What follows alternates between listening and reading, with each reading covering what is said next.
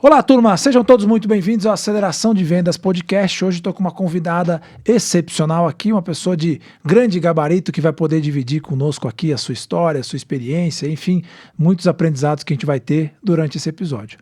Obviamente que eu vou pedir para você, antes de começar, dar um like no vídeo, se inscrever no canal e encaminhar esse vídeo para outras pessoas, para que a gente possa amplificar a nossa mensagem de fazer com que pessoas e empresas vendam mais e melhor, comprovadamente. Essa é a nossa missão e hoje eu estou aqui com a Juliana Cordeiro, que é gerente executiva de Gente e Gestão da Vedacity. Prazer, Juliana. O prazer é meu, obrigada pelo convite, é uma honra estar aqui para bater esse papo com você. Muito bom, agradecer aqui a agenda super concorrida da Juliana, vou chamar aqui de Ju, para os mais próximos, né? E nós vamos falar aqui de várias coisas muito interessantes, já deu para ver aqui o seu extenso currículo e a sua sabedoria, além da parte lógica e prática da administração, vamos dizer assim, né? Sim. Para a gente começar nosso papo aqui, Ju, conta um pouquinho da sua trajetória, como é que você foi parar em RH? Pois é, eu fui parar em Recursos Humanos como estagiária na Gerdau, lá em 2004, me desenvolvi, comecei na área de talent e lá fui crescendo, absorvendo outras cadeiras, né, de recursos humanos, me tornei trainee, enfim, fiquei lá por 4 anos e a Gerdau me trouxe muitos aprendizados sólidos, porque é uma empresa que estava de fato à frente do seu tempo em termos de processo, de gestão, de cuidado com gente, de colocar a área de recursos humanos de fato em um papel estratégico. E aí eu me deparei com uma oportunidade de ir para a Intercement, que é uma indústria do Grupo Camargo Corrêa, uma cimenteira. À época era a segunda maior cimenteira do Brasil. E fui na área de desenvolvimento organizacional. E lá também me desenvolvi muito. Fiquei 8 anos na Intercement, comecei como analista e finalizei o meu ciclo na Intercement já como Head de Recursos Humanos Brasil, abrangendo todas as demais cadeiras. Mas, de fato, comecei na Intercement, na cadeira de DHO, que é uma grande paixão que eu tenho. Eu brinco com meus times, né? Olha, não é que eu quero puxar saco, não, mas assim, aqui é onde eu, de fato, me encontro propósito genuíno, né, nas atividades de recursos humanos. E saí da Intercement, fui para a Copag, que é uma indústria de baralhos e entretenimento. Fui como diretora de recursos humanos, assumi uma cadeira de VP Latam. E aí, nesse momento, respondendo para a Bélgica, a Copag tinha sido participado ali, né, de um processo de 75% de venda do seu capital. E eu cheguei para auxiliar nessa expansão cultural. E foi um desafio também maravilhoso de transformação, de expandir olhares, de expandir o desenvolvimento das pessoas, as formas de trabalho, inter-relações. Fiquei por lá 5 anos e em 2024 recebi o convite para vir para a Vedacity, que também é uma empresa que eu sou apaixonada, também é um momento de transformação, com expansão. A gente abriu recentemente uma fábrica em Itatiba, então participei de toda a implementação desse projeto, dessa fábrica de Itatiba, e estou hoje como gerente executiva de Gente e Gestão, cuidando tanto da parte estratégica, gestão de indicadores e, obviamente, de pessoas, que é o meu berço, né? Então, essa é um pouquinho da minha trajetória. Que legal, muito bom, parabéns pela trajetória. Obrigada. E eu fiquei curioso quando eu estava estudando aqui para a gente conversar, essa transição, você saiu de um ambiente completamente físico, né? Gerdau e depois agora Vedacity. Qual que é a grande diferença que você sentiu para ir para a Copag, né? Uma empresa de entretenimento? Até quando eu vi, eu falei assim, qual seria o ramo que ela se encaixa, né? Não sei se era a indústria, né, de papel, de transformação de papel porque vira baralho, ou se entretenimento. Como é que você sente desses dois ambientes? Qual que é a grande diferença? A grande diferença está nas formas de relacionamento das pessoas e do mercado, né? Porque quando você se depara com um mundo de entretenimento, você tem conexões mais leves, mais divertidas, mais soltas, enquanto que o mundo da construção civil, ele é um mundo ainda mais formalizado, embora tenha evoluído muito no meu ponto de vista, né? Quando eu olho a minha carreira de Gerdau até Vedacity, eu percebo o quanto essas relações se transformaram, mas basicamente essa é a diferença. Agora, o que se conecta, né, entre todas essas empresas é que são indústrias centenárias, familiares e em crescimento. Então, esse acho que é um dos grandes diferenciais e algo que eu me conecto muito, né? A indústria brasileira, porque a indústria brasileira, né, tem uma conexão cultural muito grande, um cuidado muito grande com as pessoas, pelo menos as que eu passei, tem muito disso, e as que eu acompanho também. Então, tem esse ponto, né, brasileira, familiar, os valores muito fortes. Então, a minha trajetória pela Copag se deu por conta da minha experiência em indústrias brasileiras e familiares. Mas as diferenças estão aí. Agora, é possível sempre trabalhar com leveza em qualquer um dos ambientes. Só não tem mais o truco na hora do almoço. Lá tinha o truco, é isso? Tinha, a gente jogava truco, a gente jogava baralho. Então, um clima muito leve nesse sentido também, né? Que legal, Sim, que legal. sim. E nessa trajetória ainda você já começou já há algum tempo com DHO, né? Que é talvez um termo, acho que um pouco mais recente que se popularizou, né? Lá atrás eu acho que era, não sei, talvez você especialista aqui pode me ajudar, era mais RH, né? Então, o que isso é RH? Que é basicamente tudo que estava dentro do RH e depois vem aí os subsistemas que vem a evolução e hoje a gente tem bem direcionado. Qual que você vê que é a principal diferença lá de trás do DHO e de um DHO hoje, assim, dessas diferenças enfim, de momentos, né, mesmo do país, do Brasil e do mundo corporativo? De fato, no passado a gente tinha uma área de RH, até antes disso um DP, né, as áreas de administração de pessoal permanecem. Por outro lado, a evolução aconteceu na forma como essa área é enxergada, né, e vista e utilizada para transformar negócios, né, transformar estratégia, mudar rumos de organizações. Então, a antiga área, né, que era muito chamada de treinamento e desenvolvimento, era mais cadenciada. Aí, quando a gente olha, de fato, os aspectos econômicos, sociais, a forma como a gente vive hoje, aquela cadência mais estruturada, né? Muito metodológica e pouco prática. Era muito passar o conhecimento e a execução pelo outro lado. Enquanto que hoje, de fato, a gente fala em desenvolver as pessoas, né? Eu costumo dizer que a área de DHO, desenvolvimento humano organizacional, ela não é um treinamento. Ela é uma mudança de mindset. Então, não existe uma fórmula pronta para você aplicar na empresa que você chega. Depende do momento em que essa organização está, para que você possa utilizar o desenvolvimento humano e organizacional em prol de alguma alavancagem. A área de desenvolvimento organizacional ela não tem uma fórmula própria, né? Ela, de fato, acontece de acordo com o momento da organização. Então, e em especial nos momentos de transformação, né? Interessante, passou um momento em que comprou uma outra indústria de mesmo tamanho e a gente precisava direcionar as equipes para este novo ambiente, para essa expansão a qual a gente estava fazendo. A Copag passava por um momento de internacionalização e expansão da cultura. Então, assim, a gente garantir que as bases permanecessem sólidas, mas expandir, né, a forma com que as pessoas transitassem aí dentro desse ambiente. E a Vedacity também, nesse movimento de expansão, mudança de fábrica, como é que a gente garante gestão de conhecimento. Então, a gente sai de um modelo antigo de treinar, de fato, provas, não que elas não sejam necessárias hoje, talvez para as áreas mais técnicas, mecânica, né? Eu que venho de indústria tenho muito disso ali na manutenção, mas passa agora para uma área que desenvolve e muda o mindset das pessoas. Essa é a forma que eu vejo. Que legal. Acho que pegando um pouco o histórico, a gente teve uma era muito das universidades corporativas, né? Que eu acho que ela carregava, de fato, o peso dessa palavra universidade, né? Então, vou chamar aqui de desenvolvimento, mas no sentido, um processo de certificação, talvez mais moroso, mais careta, vamos chamar assim, né? E uma coisa que eu fico curioso assim hoje em dia, porque hoje com essa demanda de ser tudo muito aplicável, muito rápido, se o tempo de desenvolvimento talvez da universidade corporativa talvez não fosse o tempo em que de fato estivesse mais alinhado com a capacidade do ser humano de se desenvolver. Claro que eu acho que não deveria se manter na mesma proporção eventualmente, mas talvez nos dias de hoje a gente tenha ido para um outro lado, em que esse imediatismo da indústria, da empresa, do mundo corporativo veio para o lado educacional também da empresa, né? Sim. E que não necessariamente o ser humano ganhou essa evolução no processo de adquirir conhecimento. Né? E isso se reflete também, né, nas metodologias de ensino, né, dos adolescentes, das crianças, das próprias faculdades.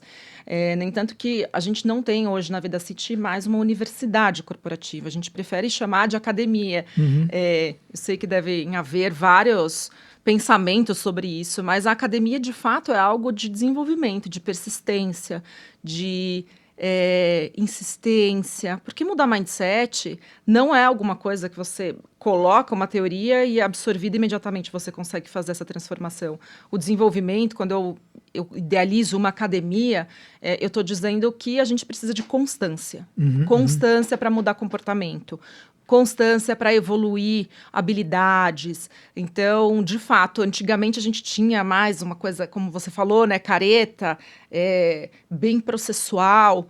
Não que os processos não sejam necessários, e depende muito, né, do público que a gente estiver atuando, porém, a gente consegue, hoje em dia, fazer essa diferenciação e utilizar as doses adequadas para cada um dos públicos, de acordo com um cenário que é moldável, baseando-se aonde a empresa quer chegar, né? Mas, de fato, é isso. Muito bom. A palavra academia traz, acho que essa questão inclusive da pessoalidade, né? Cada um tem ali o seu treino, o seu desenvolvimento e tudo mais.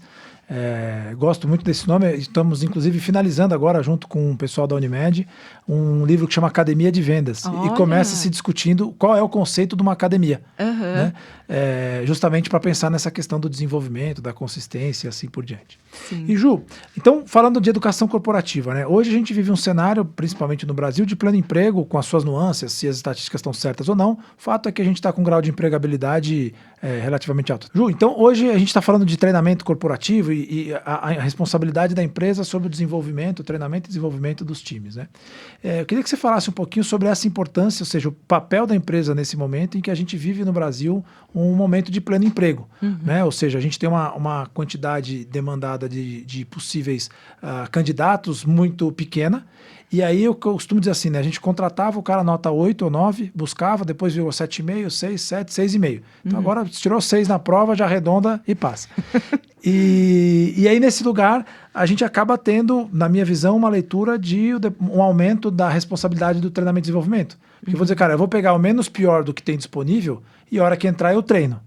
Só que essa hora que entrar eu treino tem os seus desafios. Como é que você vê essa responsabilidade, que não sei se deveria ou se não responsabilidade das empresas, do treinamento e do desenvolvimento corporativo, né? Como é que você vê isso de maneira, não só do lado da obrigação dela para gerar mais valor para ela, mas da necessidade dela, talvez mais do que obrigação?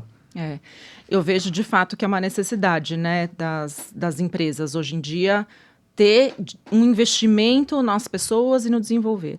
A gente vive um contexto social, né, não é de hoje, com diversas oscilações e diferentes oportunidades para as pessoas. Então, a gente precisa apostar na capacidade de aprendizado, porque se a pessoa tem a capacidade de aprendizado, isso traz com que a gente traz insights para que a gente a desenvolva, né? Então, acima de ter o conhecimento, é a capacidade e a agilidade de absorver esse conhecimento, porque talvez essa pessoa não teve a oportunidade de se deparar com esse conhecimento. Então, mais do que uma obrigação que agrega valor nos negócios, eu entendo que sim, é uma possibilidade de aproveitar capital humano que está disponível no mercado, embora todos estejam disputando por essa mão de obra, mas se a gente estiver focando na capacidade de aprender, ela se torna ainda muito mais factível em transformar este capital humano em alguém que, de fato, consegue colocar em prática aquilo que é necessário. Obviamente, as agendas começam a se tornar problemas, acho que isso acontece em todas as organizações, conseguir esses espaços, e por isso que eu acredito muito no desenvolvimento, primeiro, da liderança. Se a liderança entender a necessidade que isso tem, e entender que não existe um candidato perfeito, né? Porque por muitas vezes busca-se o candidato perfeito com todos os pré-requisitos, e isso leva muito tempo para que a gente chegue nesse candidato.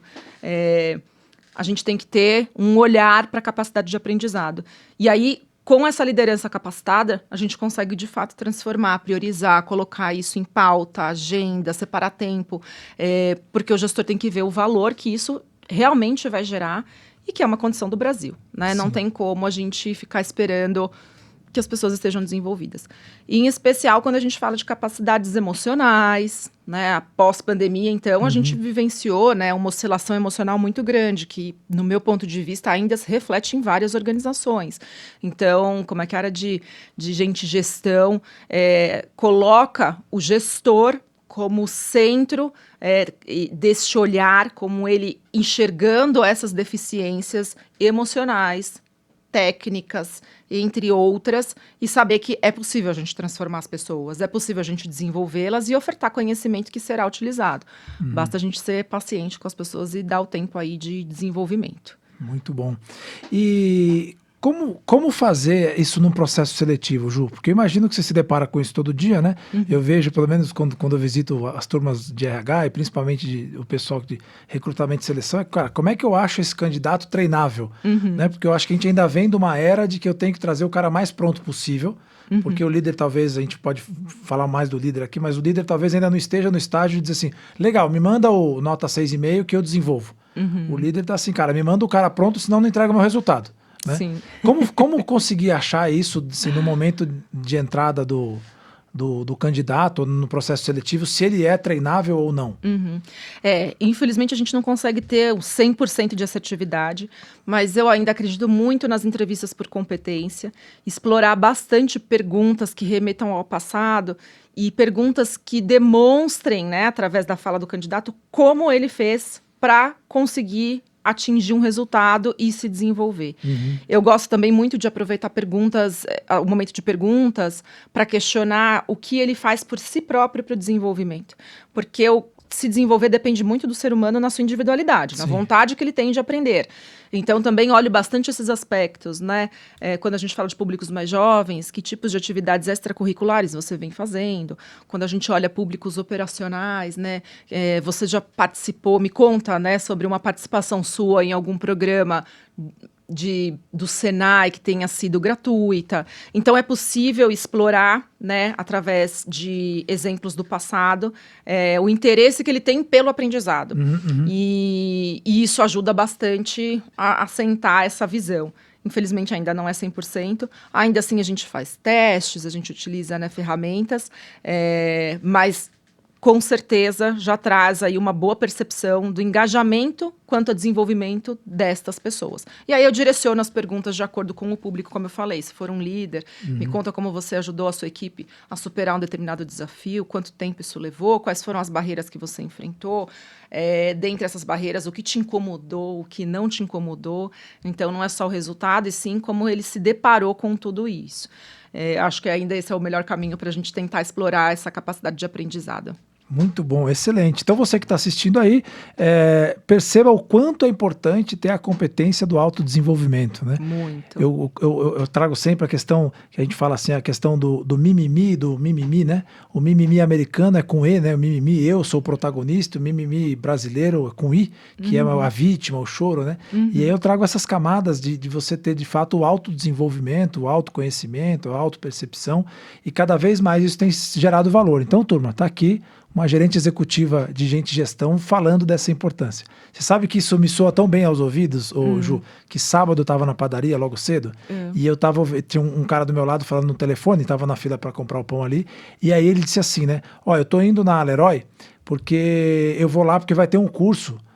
Tava falando com a esposa dele, eu acho, porque vai ter um curso de, enfim, não sei do que era, mas me chamou tanta atenção, porque a primeira coisa que veio à cabeça, cara, que legal, se eu fosse contratar um cara, esse cara é um cara que, no sábado de manhã tá se dispondo a fazer um curso, não sei se era de pintura de parede, exatamente do que era, mas me chamou a atenção, assim, então é legal ouvir de você essa competência de se autodesenvolver, né? Exatamente, é a competência, é o dedicar tempo, é o interesse.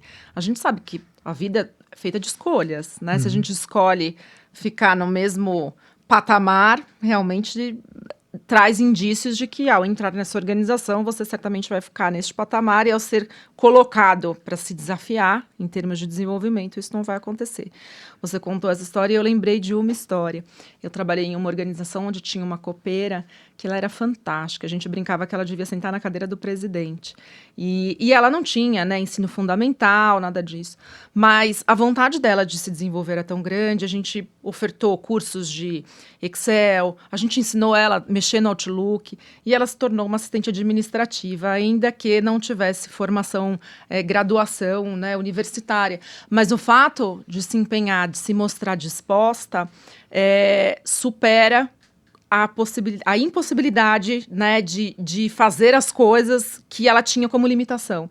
Então, ela própria se colocou nesse lugar de aprender. Ela já tinha mais de 50 anos, né, como eu falei, uma formação bem básica e ainda assim disposta a aprender. Então, aproveitar as pessoas é sempre uma oportunidade para quem contrata, para os gestores, para a organização, fora toda a conexão que essa pessoa cria com a organização, né? Eu estou contando um fato de uma copeira que se tornou uma assistente administrativa aos 50 anos, super engajada, e eu brinco, ela devia ser a presidente da empresa. Muito bom, olha aí como o autodesenvolvimento, né, o interesse. Tem um colega meu que fala assim que a inteligência artificial vai roubar todos os lugares e vai começar por aqueles que têm menos vontade de se desenvolver. Né? Porque eu acho que mais do que a própria função da inteligência artificial, o fato é que é uma ferramenta que está aí para quem usar ela como uma alavanca, né? Uma alavanca. E não como uma desculpa de que está ocupando o meu lugar ou coisa desse tipo, né? Exatamente. Sim. Boa. Ô Ju, e me fala uma coisa, a gente falou assim, então, da importância da pessoa ter esse autodesenvolvimento, essa possibilidade de, vou chamar aqui de flexibilidade cognitiva, de aprender coisas novas e tal. Uma informação que eu acho que é relevante trazer, que as pessoas falam, mas é só do trabalho, né? E no Fórum Econômico Mundial ele traz essa questão. Cara, flexibilidade cognitiva é a capacidade que você tem de aprender coisas novas. Então, se for fazer um risoto e você nunca fez, seja um risoto. Se for passar um café que você nunca fez, né? Então, se expor a situações novas vai permitir com que você teste outros ambientes, outras situações, e isso acaba desenvolvendo uma competência que não é ela direta, né? É o aprender a cozinhar, é o aprender a aprender. Exato. Nesse lugar do aprender a aprender, como é que você vê essa frase do Alvin Toffler, né? Da capacidade de aprender temos que aprender a desaprender, como é que ele fala mesmo? O Alvin Toffler fala assim, nós temos que ter a capacidade de aprender, desaprender e reaprender. Ele diz que os analfabetos do século XXI são as pessoas que não têm essa capacidade. Como é que você vê essa questão dessa capacidade no processo de um mundo tão mutante, vamos dizer assim? Eu acho essencial, até porque essa mutação, ela muda completamente a percepção do aprendizado, do que era importante em um determinado momento e que, de repente, deixa de ser importante. As estratégias que a gente cria, que, né, desenha, etc., são importantes, mas a história é uma guerra e a gente tem que rever tudo. Sim. Então, o desaprender está muito vinculado, no meu ponto de vista, a você abrir mão, né, de algo que funcionou para testar algo novo, que deve vir a funcionar. E se colocar nesse lugar do aprender a aprender, como você falou, um risoto, passar um café, não é sobre fazer o risoto ou sobre fazer o café, e sim sobre estimular o cérebro a demandar energia para que possam surgir coisas novas e novos aprendizados. E isso para o ser humano não é algo tranquilo, né? Porque a gente tem a tendência a querer gastar menos energia, a querer replicar os comportamentos e a estabilidade. Então, quando você se coloca à disposição de fazer algo novo que você nunca fez, você está dando uma mensagem para o cérebro de vamos lá, a gente precisa demandar de outra energia, buscar uma outra forma de fazer, tentar se conectar com outras habilidades. Então, a importância disso é relevante, né? Que é se desafiar e se frustrar também, né? Porque o aprendizado também vem da frustração, de não conseguirmos da primeira vez, mas também só consegue quem tenta. Então, a gente tem que sempre buscar esse novo conhecimento, essa habilidade do aprendizado e absorver novos conhecimentos, né? Então, acho que tá por aí, né? Se a gente pensar, eu sei que é clichê, né? Mas as funções que não existem mais, datilógrafas e assim por diante. Esses dias eu estava numa padaria e vi um robozinho super fofo, amigável, sendo garçom. E aí eu pensei, né? Poxa, as funções mais básicas, de fato, vão desaparecer. E aí, se a gente não aprender a desaprender para reaprender, aí sim a gente vai ter as nossas funções substituídas por robôs. Porque pelo próprio robô você vai lá, ele chega próximo de você, você digita o seu pedido e ele volta, né, até o balcão, aonde o balconista ali coloca o teu pedido e ele vai para a tua mesa. Então, assim, as funções mais operacionais, de fato, são um ponto a serem observados, mas essas pessoas não precisam sair do mercado de trabalho. Elas precisam se reinventar. E é possível que isso aconteça. Muito bom. Já vamos trazer esse tema para as vendas, né? Mas antes disso, a gente comentou um pouco a questão da liderança. Um dos dos trabalhos que a gente faz assim, de liderança, que até sai de um capítulo que chama O Ponto Cego do Líder, de um livro do Otto Scharmer, e ele traz assim que o líder ele acaba dentro do ambiente corporativo meio que criando um personagem que é muito autocentrado nele mesmo. Em alguns ambientes ele chama isso de ecossistema, né, em que o líder se autocentra e aí logo vai cascateando esse comportamento para os demais, e que às vezes ele até perde a percepção de a essência dele como ser humano para ser um líder consciente. Então ele assume tanto aquele papel que ele acaba virando aquele papel. Sim. E aí acaba deixando de ter a percepção de quem é ele mesmo nessa história toda. Como é que você vê essa leitura do Otto Scharmer, vou chamar assim, né, do ponto cego do líder, de ele de repente estar tão atarefado com tantas atividades que ele acaba perdendo a identidade dele, e isso, na minha leitura, é o que tem de mais essencial, você ser você, né? Sim. Né? Não te permite ser um líder sendo você. Em algum momento, isso lá na frente vai gerar algum desconforto, enfim, talvez um burnout, algum desgaste, porque você não é você. Como é que você vê esse papel do líder hoje num ambiente completamente sobrecarregado, desafiador, no mundo aí corporativo? Eu vejo que esse ponto cego, ele tem que ser mitigado, porque é função do líder estar disponível para as pessoas. É função do líder desenvolver as equipes. Então, eu percebo que hoje, alguns líderes ou algumas organizações, né, muito pressionadas por resultados, esquecem que a entrega do líder vai além do número, além de algo, uma capacitação, um desenvolvimento, horas de treinamento, por exemplo, em recursos humanos, é papel do líder cuidar das pessoas. Então, eu vejo que é necessário fazer um convite para esse líder, exercer também a parte que lhe cabe, que é gerir pessoas. Eu percebo também que hoje as organizações, né, têm, de fato, trabalhado com as individualidades de maneira muito mais profundas e mais intensas, né? Especialmente pós-pandemia, a gente tem, inclusive em recursos humanos, em gente gestão, essa função de perceber as individualidades. Mas existe um risco grande aí. O gestor não pode delegar a gestão de pessoas para a área de gente gestão. Porque a experiência que o colaborador vive é uma experiência trazida e vivida com o gestor, e não com a área de gente gestão recursos humanos. Então, se o líder não perceber que parte do resultado dele é gente, ele está fadado de fato a um burnout, ele está fadado a um insucesso na organização, porque o sistema não consegue mais absorver esse tipo de situação. E realmente existem, né, gestores ainda com esse ponto cego. É um desafio grande da área de recursos humanos ajudá-los a enxergar este outro lado e, de fato, também evitar qualquer tipo de desgaste emocional, porque a gente não quer, a gente quer ambientes saudáveis, Sim. né? Eu costumo dizer assim, é gostoso trabalhar com gente feliz. E gente feliz dá risada, faz piada, brinca, dá pausa, vai tomar um café e depois volta e entrega o número e consegue equilibrar todos os pratinhos ali sem esquecer do principal. Né? A gente não é um personagem. E é lamentável porque alguns destes personagens acabam, inclusive, indo para suas casas com este personagem com dificuldades de tirar essas máscaras, inclusive nas suas residências, com as suas famílias, né? Quantas vezes a gente não ouve casos, né, de, enfim, problemas familiares atrelados ao ambiente de trabalho, né? Então, eu vejo que é algo inconcebível, complexo, porém é completamente viável a gente mudar essa percepção através de desenvolvimento, feedback, acompanhamento desse gestor, estímulo das equipes para conversas abertas, né? As equipes às vezes se sentem também incomodadas de trazer essa verdade, né, para o gestor por conta dos conflitos e atritos.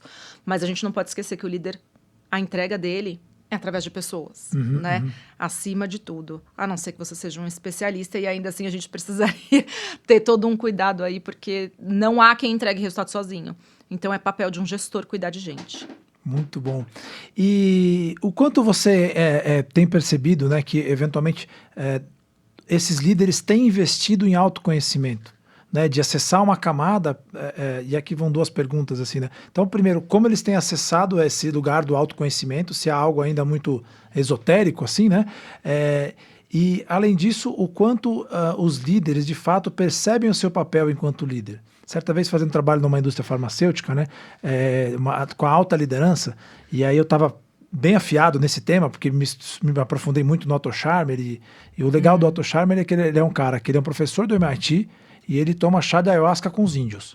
Então, o cara que tem que respeitar, porque você fala, Sim. se ele não tivesse o título do MIT, você ia dizer, cara, é um doidão, né?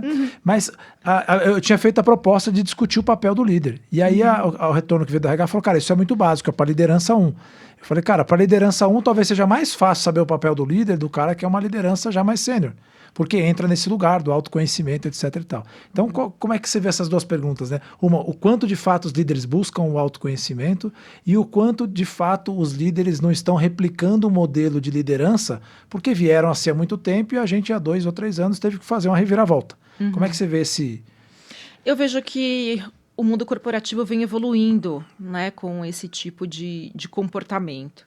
As organizações estimulam mais hoje em dia esse autoconhecimento. E existe uma evolução. Obviamente, né, a réplica do modelo, como eu falei, né, a gente replica modelos os quais foram vencedores, ela ainda existe, porém, eu percebo que existe uma evolução. Uma evolução, inclusive, por busca de satisfação pessoal, né? Em especial quando essas pessoas começam a perceber o impacto que isso gera na vida pessoal delas. Eu falo um pouco de vida pessoal porque as coisas de fato se misturam. Por outro lado, também não há felicidade em um ambiente onde você não é bem visto, onde você não é acolhido, onde você passa, de alguma maneira, a ser rejeitado, talvez seja uma palavra muito forte, mas aonde tem barreiras quanto a este ser humano. Então, eu vejo que existe uma evolução. Eu acho que as organizações, de forma mais de governança, né, vêm estimulando os gestores a entrarem em contato com tudo isso, porque a gente percebe que não há como entregar resultado com pessoas que não estejam saudáveis emocionalmente ou que suas equipes não estejam saudáveis emocionalmente. Então, essa evolução acontece por estímulo da organização, as fichas vão caindo, nem todos conseguem, obviamente, mas eu percebo sim uma grande evolução por essa busca de autodesenvolvimento. E eu estimulo muito os gestores a terem humildade, porque assim, quando a gente fala das fragilidades, né, é estar aberto. É estar aberto a ouvir o que a equipe tem para trazer para você, né? Inclusive essa questão mais autoritária ou direcionada porque você é um gestor, isso me parece coisa tão antiga, né? Quando eu olho, embora eu me depare em alguns momentos, né, com pessoas assim, ou momentaneamente assim, né? Que está ali muito mais no reptiliano do que nas escutas ativas, né? A gente tem essas oscilações, somos seres humanos. O problema é quando a gente fica constantemente nesse modo de reação e isso não se torna saudável. Mas estar aberto a ouvir as equipes é uma coisa que funciona muito bem, né? A minha primeira gestão, né, que foi na época da Intersemente, quando eu me tornei gerente de recursos humanos, eu assumi uma equipe e a equipe eram os meus pares. E pares que eu admirava muito tecnicamente, mas a minha maturidade ainda ali era diferente, porque a gente era par, eu tinha uma função, eu não era BP, né? Eu fui BP em alguns momentos, depois fui cadeira de DHO, então muito voltada para o resultado, de entregar, de fazer acontecer, de ter um bom planejamento, um bom orçamento. E quando eu assumo esse time, que eram meus pares e que porventura haviam conflitos normais, eu começo, de fato, a fazer uma mudança na minha carreira, né? Na forma a qual eu via resultado, porque eu consegui beber muito dessa fonte dos meus pares e evoluir muito com isso e mudar muito o comportamento. Então, eu recomendo sempre que a gente ouça os times. Nem sempre vai dar para fazer o que as pessoas estão pedindo. Infelizmente, é o mundo corporativo. Mas dar esse espaço e essa construção conjunta, ela traz um outro engajamento para os profissionais, né? Então, eu acho que vem evoluindo. Ainda temos um bom caminho, mas as próprias organizações já vêm se cobrando quanto a isso. Mídias sociais, que também acabam estimulando, né? A gente tem quantos profissionais que vão ao LinkedIn ou outras, né, mídias sociais para reclamar de alguma coisa. Então, os profissionais que têm menos sensibilidade, né, e são mais racionais, acabam se deparando com esse tipo de coisa e também ligam um outro mindset, né? Liga aquela coisinha do tipo, se eu não fizer por amor, eu corro o risco de ter que fazer pela dor. Então é melhor que a gente se adapte ao ambiente, que de fato é um ambiente mais produtivo, um relacionamento mais saudável, que gera resultado até mais perene do que se é nesse modo reativo, né? Então, acho que tem uma evolução importante que a gente vem caminhando. E você entende que os líderes já estão conscientes desse novo papel da liderança? Ou ainda cabe revisitar o que é ser líder em virtude da evolução que a gente vem construindo, né? O mundo vem construindo. Recentemente eu vi um termo interessante, que é a tal da orquestração, né? E aí você vai ter que liderar agora máquinas e pessoas. E vai ter que liderar pessoas que trabalham com máquinas. Então, como é que eu dou um feedback para a pessoa que o prompt que ela está colocando no algoritmo é que está errado? Não é mais ela que está errado. Só que numa execução do trabalho, em algum momento você não vai saber mais se o algoritmo que está errado ou se a pessoa que está errada. E aí você tem que ter essa liderança, sei lá, vou chamar aqui de ambidestra, né? Como é que você vê essa necessidade de o líder estar sempre repensando o papel? De um lado, eu tenho que liderar pessoas com máquina, do outro, eu tenho que me autoconhecer e ser vulnerável. Como é que é essa caixa de desafios aí e entregar o resultado? E entregar o resultado. A vida não é fácil para ninguém. Meu chefe fala isso para mim, ele fala, a vida não é fácil para ninguém, Juliana. Muito bom. Então a inteligência artificial, no fundo, está levando a gente para o lugar de ser humano, né? É verdade, né? Que bom isso. Eu acho que é uma grande evolução a gente ir para esse lugar de ser humano e utilizar a inteligência artificial para outras coisas que não requerem a conexão, a afetividade, né? E as relações. E aí, entrando nessa camada, assim, eu vou chamar aqui um pouco mais esotérica, ou talvez mais gasosa, né? O mundo corporativo, na minha leitura, é um pouco carente disso, né? Porque parece que você está sendo vulnerável. Ainda veio a Brené Brown, ainda fez um bom material sobre a coragem de ser vulnerável e trouxe isso pra gente, que na verdade é a coragem de ser humano. Exato. Né? De ser humano. E como é que você vê isso nos ambientes, esse papo mais, por exemplo, uma pessoa chorar? Né? Antigamente, uma pessoa chorar, o cara era demitido. Hoje, em alguns ambientes, ainda é permitido, em outros ainda não. Né? Como é que você vê essa questão de ser mais humano? A gente fala porque vai para o outro lado também, né? Atendimento humanizado, né? E aí você fala, mas se eu sou um ser humano falando com outro ser humano, como é que já não é humanizado? Não é. Não é, né? Eu estava no aeroporto, esqueci o aeroporto que eu estava, acho que Maringá, se eu não me engano, e estava propaganda na TV passando no aeroporto assim, parto humanizado. Aí eu fiquei pensando, como é que o parto de um ser humano, feito por um ser humano, não poderia ser humanizado? Pois é. Mas era o diferencial do cara. A que ponto chegou, né? A que ponto chegamos? A gente evoluiu muito também, acho que nas organizações, essa questão do choro, da fragilidade, né? É algo muito incentivado dentro dos ambientes organizacionais. Não é que a gente incentiva a chorar, a gente incentiva a acolher. Sim. E a gente incentiva a trazer, sim, as fragilidades, porque a partir disso a gente consegue ajudar. Né? Não tem como a gente ajudar um ser humano se a gente não sabe que ele não está bem, ou que existe algum problema, ou que existe uma falta de conhecimento. Então, a gente pode ajudar a partir de uma fala, a partir de uma exposição de algo que esteja acontecendo, ou a partir de um momento em que você olha que os resultados realmente não estão bons e você fala, tem alguma coisa errada com essa pessoa, né? Então, essa parte mais gasosa tem sido mais estimulada como acolhimento das pessoas, né? A gente não quer ambientes que as pessoas chorem por conta dos seus trabalhos, mas isso pode vir a acontecer, bem como pode vir a acontecer por questões pessoais. Nós somos seres humanos, a gente está vivendo um contexto com as nossas famílias, às vezes é um carro que passou do seu lado e xingou, né? E você chegou abalado esse dia, um filho que está doente, uma mãe que não está bem. Então, assim, eu percebo as empresas muito mais acolhedoras, muito mais, e por consequência os gestores, né?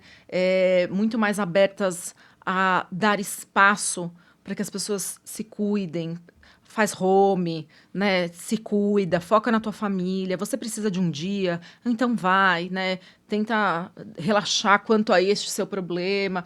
Então eu percebo que existe um movimento grande quanto a isso, né? E veio agora também a NR1, né? Que também vai ajudar bastante quanto a isso. Mas as empresas que já se deram conta disso, por entender que o ambiente de trabalho, né, tem que ser saudável. E um ambiente saudável é onde a gente consegue se expressar, sermos quem somos e colocar os nossos problemas. Então, essas empresas já têm, né, alguns passos à frente do que as outras que vão fazer simplesmente por uma questão de norma governamental. Mas eu percebo que existe uma grande evolução nisso, né? Os próprios RHs, gente de gestão, né, as business partners, já vêm atuando de maneira mais próxima, mais conectiva, mais na individualidade, de entender de fato qual é o contexto daquele ser humano, porque ele é uma extensão dentro da organização que além de gerar resultado, preza por segurança, né? Quando eu penso em segurança do trabalho, então, é algo que me preocupa ainda mais. Se você não tiver consciência do que está acontecendo com aquele indivíduo, você coloca tanto este indivíduo em risco, quanto uma operação inteira. Seus colegas, um procedimento mal feito, algum... Então, a importância de se conectar com as pessoas, ela, para aqueles que têm o resultado à frente, né? Ela impacta demais em resultado, né? E para aqueles que já se conectam com gente, só tem vantagens a acontecer, porque você cria conexões genuínas, né? Muito bom. E qual, para a gente bem direto e transicionar aqui para a gente falar de vendedores, né? Qual que é o papel do líder no treinamento dos vendedores? Olha, o papel do líder é esse estímulo ao aprendizado. E a gente já esteve junto, né? Você já fez algumas capacitações para nós na Vida City e algumas coisas me marcaram muito no treinamento que você fez. E uma delas foi... Você já viu uma faculdade de vendas? Não tem uma faculdade de vendas. Então, vai para vendas, geralmente, aquele que tem uma habilidade, né, mais nata e natural de vender. E aí, o papel do líder é mostrar que essa habilidade pode ser desenvolvida. Ela pode ser aprimorada para que a pessoa de vendas, né, a nossa área comercial, seja na Vida City ou em qualquer outra organização, não caia no erro de que eu sou um vendedor nato. O mundo muda, como a gente falou agora, as habilidades de negociação precisam sim ser desenvolvidas. Então, o papel do líder é fazer esse estímulo, ajudar e trazer mais ferramentas para que as vendas aconteçam através de desenvolvimento, de capacitação, de ampliar conhecimento. Então, para mim, o papel do líder é muito inspiracional e trazer para este profissional de vendas... Você tem, sim, o DNA da venda, mas pode ficar bem melhor. Sim, muito É bom. possível aprimorar e a gente alavancar ainda mais os seus resultados e a sua habilidade comercial através de conhecimento. Então, eu vejo que o estímulo do gestor é algo essencial para as equipes. Muito bom. E ainda mais assim, né? Eu penso, como com essa questão de não ter a faculdade de vendas, o vendedor também não aprendeu a aprender, né? Então, acho que diferente de outras áreas, que você tem o cara com uma certa formação, né? Que fez uma faculdade, passou 5, 6 anos estudando um determinado assunto, de alguma forma, indiretamente, ele aprendeu a aprender. Né? E aí, quando chega esse cara já na vida adulta, já com certa maturidade, eu acho que a dificuldade dele de aprender a aprender é ainda maior. Né? Tanto que o pessoal brinca, sempre fala assim, sabe como é que é treinar vendedor, né? Porque o pessoal acha que sabe tudo e etc e tal. E eu acho que uma das habilidades que a gente tem, modéstia à parte, é de conseguir desconstruir um pouco essas certezas. Né? Porque, de novo, assim, a habilidade de aprender não é algo que acompanhou o vendedor, a não ser aprender na prática. E aí qualquer tipo de aprendizado que não seja na prática, o vendedor tende a ignorar. Mas às vezes um desenvolvimento intelectual não necessariamente vai começar na prática, embora seja aplicável oportunamente, né? E muito bom. Então agora falando de vendedores, assim, né? Acho que é onde a gente tem se dedicado bastante a desenvolver vendedores. Eu costumo dizer assim que a gente tem sempre fala assim muito de exponencialidades, vendas exponenciais e tal. E eu digo que a maior alavanca de resultado em vendas que a gente tem é a gente conseguir fazer os vendedores que não performam performarem. Então eu vejo que alguns líderes têm lá, por exemplo, 10 vendedores, 2 fazem a meta, talvez 2,5, e você tem 8 que não fazem a meta. Só que para esses 8 fazerem a meta, a gente tem que treinar e desenvolver. Né? Então, para mim, o KPI do líder é quantos % dos seus liderados batem meta. A hora que você falar que você está lá em 60%, 70%, 100% seria difícil, eu vou dizer que ok. Né? Porque você é um ótimo líder. Significa que você fez mais pessoas baterem meta e talvez na sua organização você vai ser o que tem o maior percentual de liderados atingindo meta. E obviamente, ou diretamente a isso, você tem uma exponencialidade. Porque tem 2 que fazem muito e outros 8 que fazem pouco. Quando esses caras fazem um pouquinho a mais, você acaba explodindo o resultado, né? E aí entra, então, de fato, a paciência do líder, ou uma dicotomia, vamos dizer assim, de, cara, até quanto eu posso desenvolver sem entregar resultado, ou como é que eu equilibro essa balança entre desenvolver e atingir o resultado? Quanto eu posso ter de tolerância ou paciência para que esse cara se desenvolva e atinja o resultado? Como é que você vê essa dor imediata do líder e, óbvio, da área de T&D também? Essa dor é uma dor latente, né, nas companhias, porque gestores têm essa questão de querer entregar imediatamente, mas eu sempre falo, se você está tão desesperado porque você precisa entregar imediatamente, é porque alguém não está conseguindo segurar parte desse piano, porque é possível a gente ter um tempo de aprendizado e desenvolvimento Porque tem alguém entregando uma parte, como você falou. Tem alguém batendo meta, tem alguém segurando esse piano e levando os resultados à frente. A gente precisa ter o olhar do desenvolvimento. A gente não vai ficar, né, também protelando decisões. Agora, nos contextos econômicos que a gente vive, eu sempre falo, a gente precisa ter uma meta assertiva, desafiadora, mas a gente não pode cair no desespero e ficar nessa troca constante de pessoas, porque isso não vai levar a nada. Você vai viver treinando gente, e aí existe o tempo específico para que as pessoas consigam entregar seus resultados, o que é natural. Integrar as pessoas, capacitar, desenvolver. Eu volto sempre para a questão de agilidade de aprendizado, né? Quanto mais agilidade de aprendizado o profissional tiver, mais rápido esse resultado virá. Então, por isso que eu acho que é tão importante a gente focar aí. Mas a tolerância, ela tem que ser algo inerente às lideranças, né? Até porque é papel do líder estimular o trabalho em equipe. Então, enquanto um não está entregando, alguém tem que ajudar e fazer um pouco mais. Obviamente, não vamos ficar eternamente fazendo todo o trabalho do colega, mas é possível, sim, ser feito, né, essa divisão e esse balanço entre os times. Eu estimulo que as pessoas tentem, que elas desenvolvam, que busquem esses aprendizados e que o gestor demonstre essa necessidade para as pessoas, né? A capacitação, o desenvolvimento traz insights, não você não vai fazer uma prova e você vai vender. Você vai participar de um treinamento e chavinhas vão virar na sua cabeça e você falar assim, tá aí uma coisa importante que eu podia fazer com aquele cliente. E a partir disso você começa a aplicar o que você viu dentro das academias, dentro das capacitações, e começa, de fato, a trazer resultado. Então, é importante a gente ter treinamentos que virem essa chave, né? Não são todas que vão virar, mas começa a virar e os resultados começam, de fato, a aparecer. Muito bom. Eu entendo também que o líder, eu acho que ele tem que programar esse programa de desenvolvimento, né? Então, assim, ele tem 2, 3 pessoas, adorei o que você falou. Cara, se eu tenho 2, 3 pessoas batendo meta, como é que eu estou desenvolvendo os outros 7? Para que eles possam daqui, talvez, 1 ou 2 meses baterem meta, né? Uma dica que eu sempre dou é, cara, quais são as atividades parciais que vão garantir que o seu liderado está se desenvolvendo? Né? Tem várias situações e várias empresas que o ciclo de venda é mais longo.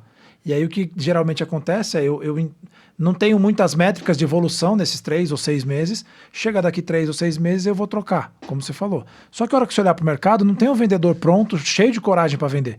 Você vai encontrar o outro com a mesma deficiência ou talvez até pior. Exato. Né? Então, qual que é a sua capacidade de ser o líder coach, né? Até queria que você falasse um pouquinho sobre isso, porque foi um termo que se popularizou. Ah, mas o cara é coach, etc e tal.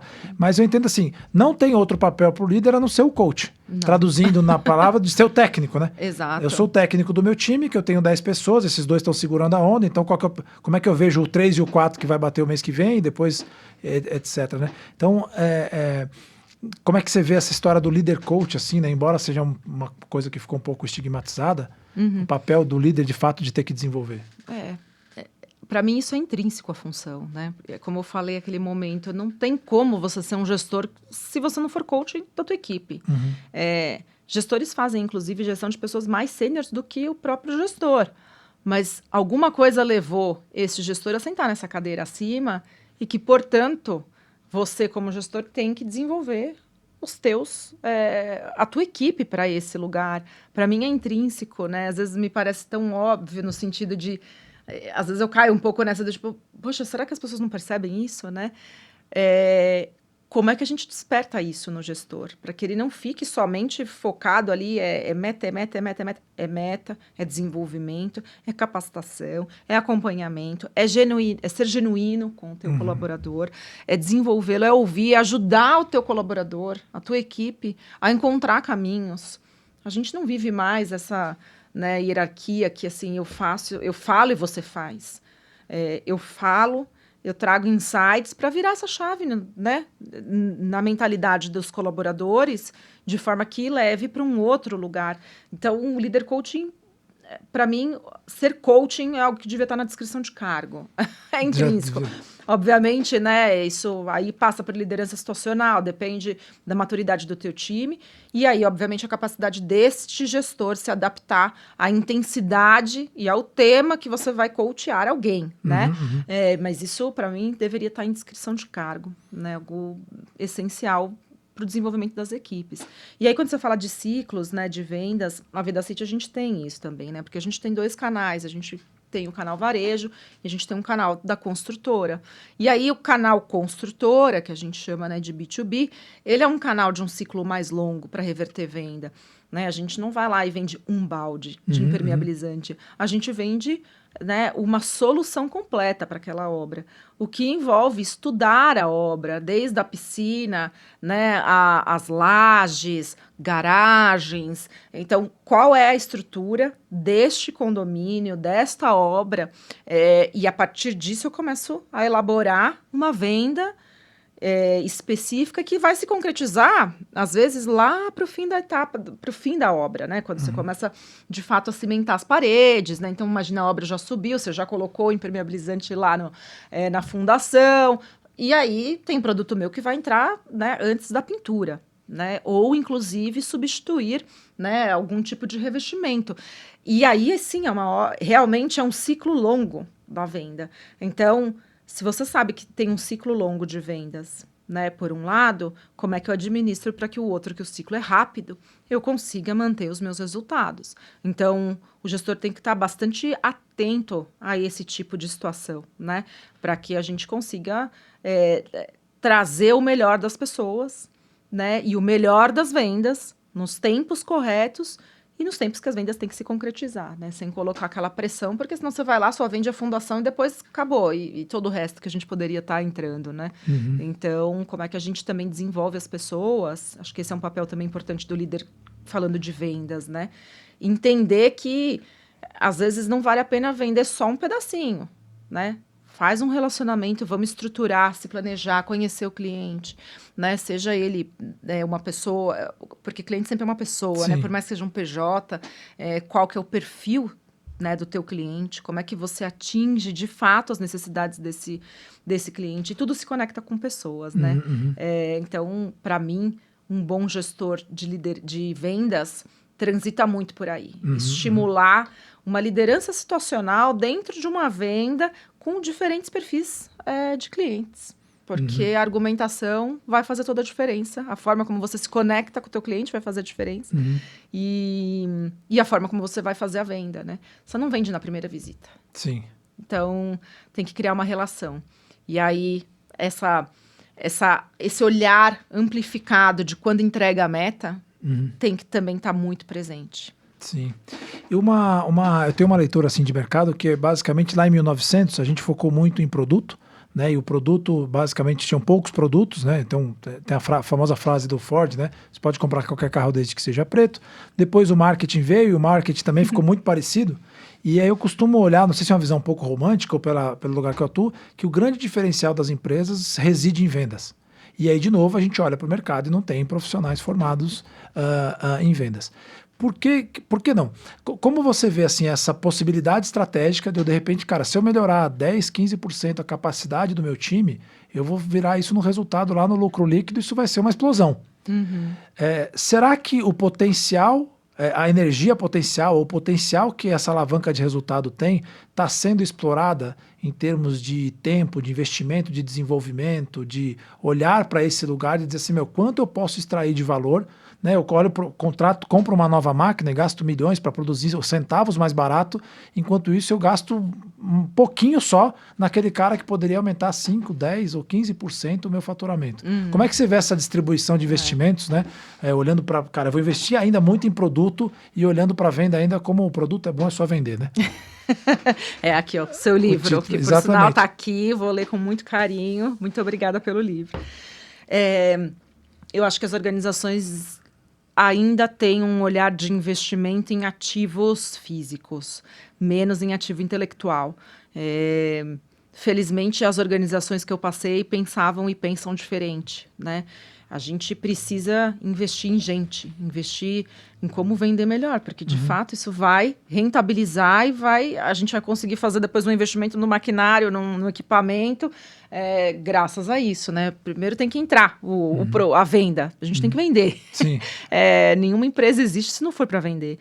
Então, eu acho que as organizações ainda estão patinando nisso, né? Tanto que muitas vezes a gente percebe, né? Começa algumas instabilidades econômicas, primeiro lugar onde as organizações querem cortar é treinamento. Vamos tirar treinamento. Então, eu acho que ainda tem uma longa jornada, né? Mas como eu falei, felizmente, eu comecei a ter um contato grande com academias de vendas, academias comerciais na Intersemente, academias estruturadas, levando bastante conhecimento para o vendedor. No mercado de cimento, né, a gente também sofria um pouco com falta de gente qualificada. Então, a gente até, aquela época, começou a contratar. A gente não chamou de trainee, porque não era um programa tão estruturado, mas a gente foi para uma linha de desenvolver as pessoas, de fato, né? A gente foi para as universidades, recém-formados, com formações específicas, e falou, vamos trazer, vamos investir no desenvolvimento. A gente tem academias aqui, a gente pode desenvolver essas pessoas, né? Então, lá na Intersemente, por exemplo, a gente fazia isso, e já tem, né, 15 anos que eu estive por lá. Na Copag também, a gente fez um trabalho bastante interessante, analisando cada um dos perfis, identificando quem era hunter, quem era farmer, e aí, dada a característica de mercado, como é que a gente ajudava essa equipe a buscar esse equilíbrio e, inclusive, ser mais hunter, porque a gente estava num momento de expansão, né, de novos produtos além do próprio baralho, uma equipe comercial muitíssimo capacitada em relacionamento, muitíssimo forte em fidelização de cliente. Vamos agora estimular eles a buscar novos mercados. E agora aqui na Vedacity a mesma coisa. A gente, né, tem um time que a gente pulverizou bastante, contratamos bastante pessoas, a gente está com uma área muito forte comercial e disseminar conhecimento. Então, não vai ter gente pronta. E ainda mais quando a gente fala de produtos especializados, como é o caso da Vedacity. É um produto muito técnico. A gente não tem outro caminho, a não ser formar gente, a não ser desenvolver. E como a gente acredita nisso, felizmente, não é a linha que seria cortada dentro da Vedacity, a capacitação da equipe de vendas. Muito bom. Nós temos a oportunidade de conviver um pouco com esse ambiente, né, com a academia de vendas da Vedacity, com um trabalho bastante interessante. Até agradeço, né, a oportunidade de ter esse desenvolvimento lá e parabenizo, de fato, por ter esse olhar de que, cara, não tem outra alternativa. Eu tenho que desenvolver minha força de vendas e capturar esse valor que está lá. Então, é um trabalho muito bem feito. Para agradecer o time também, Obrigada. todo que está com você. E para a gente ir para a nossa reta final aqui, Ju, onde você se abastece? Onde é que você busca energia para, né, tracionar uma empresa? Se você puder dar um pouquinho também de dimensão do seu time, ou do tamanho da Vedacity, enfim. Sim, a Vedacity é uma empresa com 620 funcionários aproximadamente, né? A gente está em Itatiba, como um Parque Fabril, em Salvador, e o escritório aqui em São Paulo.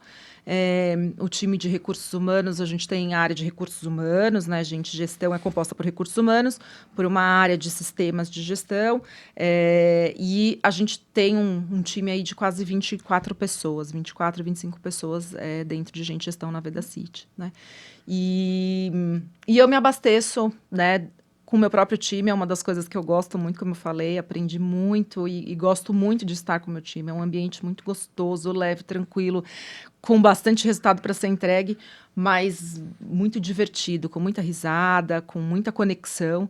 E saindo, né, indo para a minha vida pessoal, eu me abasteço com a minha família, academia, filmes, ultimamente filmes infantis. Ah, que coisa boa. Ultimamente. Você falou que tem 2 meninos, não é isso? Eu tenho 2 meninos, um de 3 anos e um de 7. Então, a gente vai muito para o cinema, teatro infantil. Uma vez por semana, eu também tenho uma rotina, né, de sair com meu marido para jantar. Enfim, então, me abasteço com as pessoas que estão ao meu redor. Meu pai, meus irmãos, família, minhas cunhadas. É aí que eu busco as minhas energias. Que coisa boa, maravilhoso. Sabe que uma vez, quando a minha filha era pequenininha, hoje ela vai fazer já 17, né? Já tá grandona, outros desafios. E aí eu encontrei uma pessoa no elevador, né? Tava com ela no colo, quando ela devia ter, sei lá, 2 anos, ou um pouco menos que isso. E aí ele falou, cara, não é que passa rápido, passa muito rápido. Então, daria essa dica, né, de que passa muito rápido. Então, tem 3 e 7, né, seus filhos. Então, passa muito rápido. Já são outros desafios gostosos também, porque sempre é bom, né? Sim. Eu falo sempre pra minha filha, quando a gente faz alguma coisa que você fala, putz, podia ter feito de outro jeito. Eu falo, filha, você é filha de primeira e eu sou pai de primeira, né? Então, a gente vai se ensinando. Vai aprendendo a aprender. Aprendendo a aprender, isso aí. Maravilha, ô Ju. E se você fosse deixar um recado aqui para essa câmera, para que o mundo inteiro pudesse ouvir, qual frase você deixaria, ensinamento, enfim, o que você poderia Olha, eu diria não, eu vou dizer, né? Falei inclusive aqui, a experiência do colaborador, ela é vivida através do líder. Não deleguem essa responsabilidade. Você é responsável por isso. E você, da área de vendas, aprenda, se desenvolva, busque conhecimento. O mundo está virando e mudando muito rápido para a gente ficar parado e acreditar que somente o que a gente já aprendeu é suficiente para trazer resultado. Então, não pare, aprenda a aprender, siga se desenvolvendo e se desafie. Acho que esse é o grande recado. Muito bom. E para finalizar aqui o nosso papo, eu sempre faço uma pergunta. Tem um cara que chama Dr. Seuss, um cartunista, né, da Universal Studios, e ele tem uma frase que diz assim: o que faz você ser mais você do que os outros?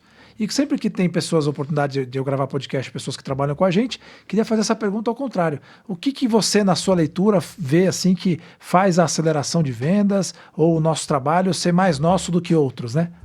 Olha, a aceleração de vendas trouxe um contexto e uma análise do nosso momento que foi fundamental. Não é uma capacitação, um treinamento, um desenvolvimento de prateleira. Envolve análise, envolve momento, envolve pessoas. Eu senti e sinto, né, com todo o trabalho que a gente vem fazendo, algo muito personalizado, algo muito voltado para o nosso negócio. E é isso que faz virar ponteiro, né? Como eu falei, em cada organização eu tive um desafio diferente de desenvolvimento. Não seria diferente na área de vendas. E a aceleração trouxe isso. Essa peculiaridade de entender qual é a real necessidade da Vedacity para que a gente possa dar passos ainda mais largos. Então, obrigada aí por todo o trabalho. Tem sido fantástica essa jornada com vocês. Legal. Muito obrigado, Ju, pela presença aqui. Obrigada. Queria agradecer todos os nossos espectadores, vamos dizer assim, agradecer muito a Ju, um repertório enorme, Obrigada. daria para ficar aqui horas falando, eventualmente podemos ter outras oportunidades. Queria agradecer você que nos acompanhou até aqui e pedir para que você, se sentiu que esse conteúdo pode agregar para outras pessoas, que você compartilhe, dê o like, se inscreva no canal, para que a gente possa continuar falando aqui sobre treinamento e desenvolvimento de um modo geral, mais especificamente sobre vendas. Um grande abraço para você que ficou até aqui. Muito obrigado, Ju. Obrigada, eu que agradeço. Muito bom. Valeu, turma. Um grande abraço, muito obrigado. Até a próxima. Tchau. Tchau.